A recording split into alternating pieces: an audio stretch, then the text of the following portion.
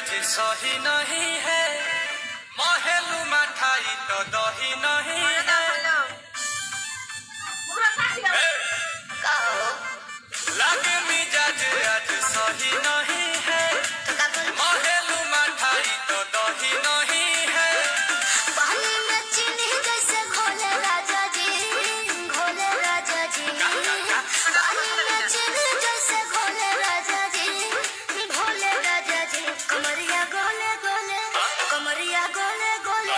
कमरिया गोले गोले गोले गोले डोले राजा जी कमरिया गोले गोले गोले गोले डोले राजा जी कमरिया गोले गोले गोले गोले डोले रानी जी कमरिया गोले गोले गोले गोले डोले रानी जी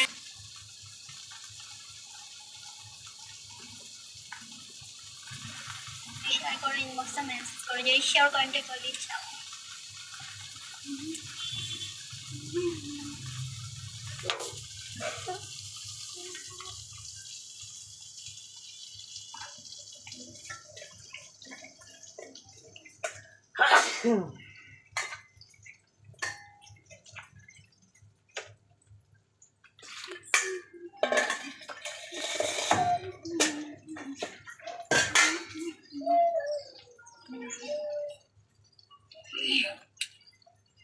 जल्दी जल्दी फॉलो करें पहले आपको नेम होते जाइए शेयर कांटेक्ट করতে চাও ফলো কিন মেইন বক্স করে নাম দিয়ে পারবে ফলো করতে হবে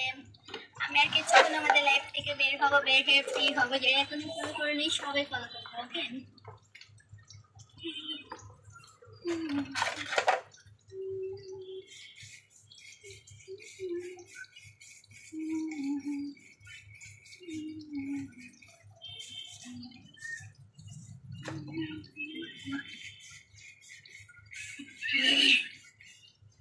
जल्दी जल्दी फॉलो करें पहले এখন এই মুহূর্তে যে স্টক কন্টাক্ট করবা ফলো কিন মেইন বক্স করে না হলে কিন্তু পারবে না বাজারে ফলো করতে হবে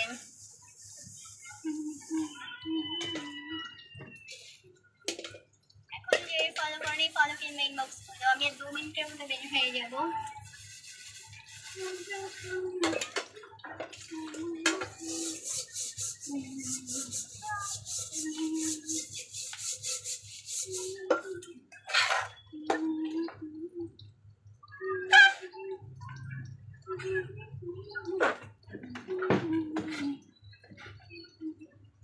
जल्दी जल्दी फॉलो किन मेन बॉक्स में मैसेज करो এখন এই মুহূর্তে যে শেয়ার কন্টেক্ট করবা ফলো কিন মেইন বক্স করে দেন না হলে কিন্তু পাবে না